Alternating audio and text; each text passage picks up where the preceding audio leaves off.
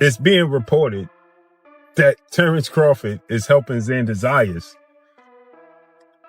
prepare for Jaron Ennis fight, June 20th. Oh, that's because I'm an athlete, nigga. You shouldn't be able to do that. You like, you play football.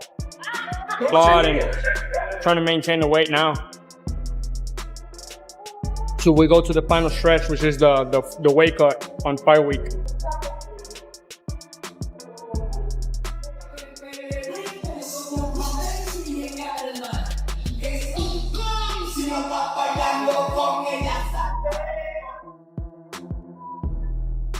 Terence Crawford joins Xander Zayas' training camp and tells Jaron Ennis to be careful. This makes the welterweight situation more tense right away because a winner mentality comes into the gym. The involvement shows seriousness, turning the training practice from a fun way to learn to something more important that could directly affect a future showdown. He helps out everybody, right? Terence Crawford does not mind lending assistance to anybody, right? He just doesn't mind, right? If you a young fighter coming up, Terence Crawford will assist you. As confidence grows in camp, Xander Zayas quits training with Terence Crawford. The message seems to be a clear warning to Jaron Ennis. Being around Crawford gives his thoughts a deadly edge and turns inspiration into purpose. From now on, this feels like practice for a major statement show. The inspiration being alongside man, of course, somebody like him that means so much to the island and so much to the boxing world. Having him as part of or call him a friend, it means. Jaron Ennis gets a lot of attention from Eddie Hearn, who compares him to Terence Crawford and talks about how dangerous it is that he is good at both defense and knockout power. This kind of praise greatly raises expectations, making Ennis seem like a real threat who could end fights quickly if given the chance. Wise, I think he's even up there with a Terence and those kind of guys. You know, I think the difference with Boots is he's got the defensive mastercraft and he also has the aggressive power to turn your lights out, and I think that's quite the athleticism. Terence Crawford likes Xander Zayas' willingness to learn and ability to remember what he has learned at every training practice. This shows how seriously this camp is taken. His words stress discipline and a growth mindset, which suggests that Zayas is learning and improving tools quickly that could soon be used against elite competition. You need to soak up, put it into his arsenal, and then you make the best out of everything that you learn from everybody.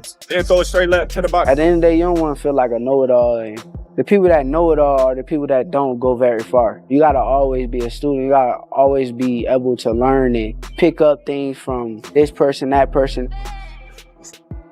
He's a work of art. Sky is the limit with Shakur. No, he got the boxing skills and the ability to do whatever he wants in the ring. Greg Hackett gives Jaronis a bad review, saying that he already has the upper hand mentally and that he lied to them during the build-up. It sounds like Xander Zayas is being smashed before the fight even starts because the tone is harsh and rude. This puts a lot of pressure on the story, as if Boots were already the most important person in the conversation before they even get into the ring. Boots? He already won. Shit, if you ask me, he already won. Shit, you want to know how? It's a little lesson in manipulation. Huh? It's a little lesson in manipulation. He already won. Xander, you done. I done seen enough. You done. Tim Bradley Jr. talks about Xander Zayas' drive and confidence, pointing out that he is ready to compete with top players like Boots Ennis and Virgil Ortiz. The tone, which is a mix of respect and analysis, shows that he sees ability and intelligence in Zayas' boxing style. This makes a story where confidence is more than just words. It's backed up by smarts and competence. This makes people wonder if Zayas can turn talent into elite success. And he's like, I want Boots. He's always said that he wanted to fight Boots. He's always said and told me that he's always wanted to fight Virgil Ortiz. He said he's like, I'll beat, Fedora. He said that too. He was like, I'll beat Fedora. I'll beat him right now, But I feel like from a talent standpoint, and he is talented as well. Xander has a really boxing high IQ. He does. And you can tell not only in the ring, but you can tell outside, even when he does commentary. He's extremely smart. An important flaw in Xander Zayas' defensive style is pointed out by Coach Kenny in a short review that shows how he might stay still during fights and not roll punches properly. For someone like Jaron Ennis, that kind of scientific flaw is very dangerous. The analysis really strains the story and shows that ability might not be enough at the highest level. 10, maybe 8, maybe inside 5. I like, what's his name? Xander. I like him, but I noticed something with him. When he in the offense mode, his head is just sitting there. And you can go back tonight and watch all of his highlights. He don't know how to roll punches. He blocked pretty good. He got angles, but sometimes you got to roll, and he don't. Roy Jones Jr. says that Jaron Ennis is a full fighter who is very good at timing, being flexible, and making changes in the middle of a fight. When a legend says that those traits describe him, it quickly makes people more interested in him. This changes the story in a big way. Now Ennis is seen as a problem that not many fighters can solve instead of just a good boxer. It supports the idea that Zayas is facing a storm of styles that will lead to elite-level dominance. Jaron is being a guy that's actually knows what he's doing and knows how to fight. Has talent too, but knows how to use his talent. Therefore, it's nothing to break down. And I think they'll find that out come this next fight. Does he remind you of yourself at all? A lot. How so? Well, he got so many things he can do. He know how to change things up on the spot. And you can be able to adapt and change up on the spot. Xander Zayas talks about Terence Crawford with respect and trust in his own growth. He thanks Crawford for changing the way he thinks and pushing him to keep getting better in the gym. His voice sounds sure, like he's ready to lead the division if given the right instructions and training. However, this raises the stakes even more because someone like Jaron Ennis, who is physically stronger and puts a lot of pressure on every match, will brutally test that faith.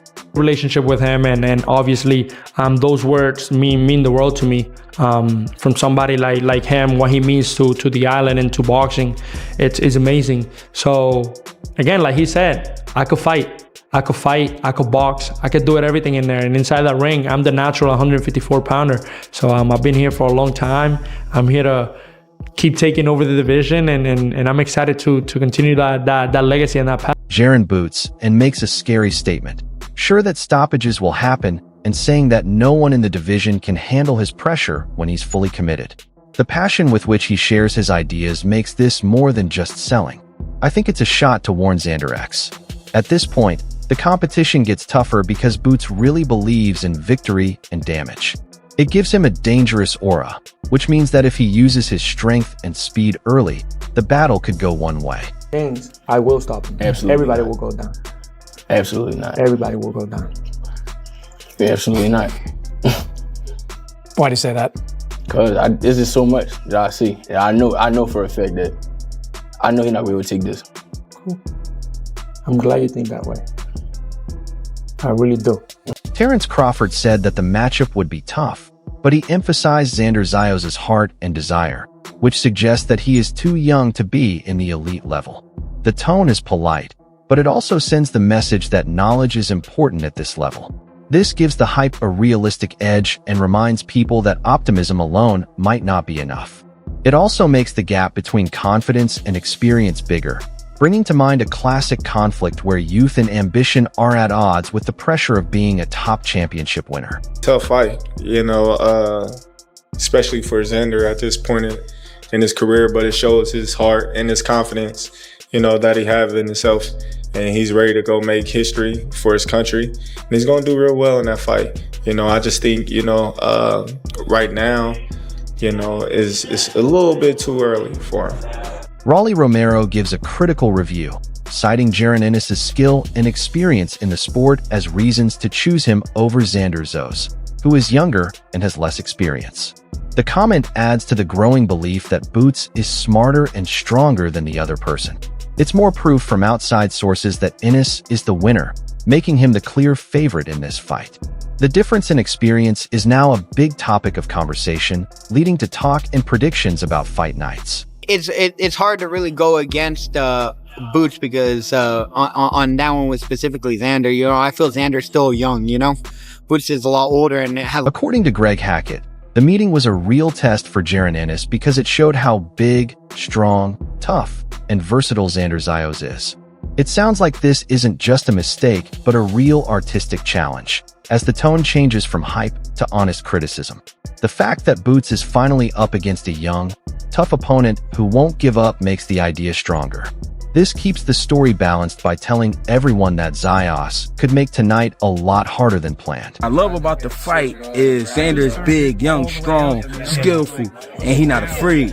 Boots, we know he trying to bring everything to the table, the speed, the power, just the lights. He bringing everything to it. I think it's a great test for Boots because this is a guy who you can say is durable. You can say he's durable because he's never been stopped. I never even seen him go down. You know what I mean? So it's not like we talking about a chump. You know what I mean? He coming to fight. And I think this kid being young will make him dangerous. Him being young, energetic, and then a big guy. He got real good size to him. You know what I mean? Strong guy. And I think that right there enough is going to make it a great fight. When Xander Zayas shows his skills, Jaron Ennis responds with measured confidence, saying that he has the strength and ability to end the fight early. The danger is always there, even when the tone is calm, which shows that Boots sees chances everywhere. This keeps the psychological pressure high because he doesn't want to overhype his opponent, but also knows how dangerous he is. It strikes a scary balance between honor and destruction, stressing the idea that analysis is useless after the bell rings compared to execution. Xander's the best guy out of everyone that you've fought so far. I mean, obviously you haven't been in the ring with him yet, but are you expecting that at least? I mean, I can't really say like you said because I haven't been in the ring with him, so I don't know. Yeah. Who knows? I could go in there in the first round and get him out of there and we're not be able to see nothing from him. So, like, I can't really say, but I think he got out of all the guys at 54, he got a better skill set than most of those guys at 54. Oh. Eddie Hearn paints a picture of pure stress by showing angry exchanges and rising hostility on both sides. This kind of fight could make people's feelings boil over long before the actual fight. Adding the idea that anger and spite can be built into promotion adds another level of risk. There's more of a competition feel to it than a normal building. When both fighters finally get into the ring, this level of intensity often leads to explosive exchanges. You know, I think when you're getting poked like that in a face-to-face, you know, after a while the temper goes and it's good. You know, I think it's going to be that kind of... Greg Hackett ends the talk by bringing everything back to the real world of fight night and stressing that it all comes down to performance under pressure.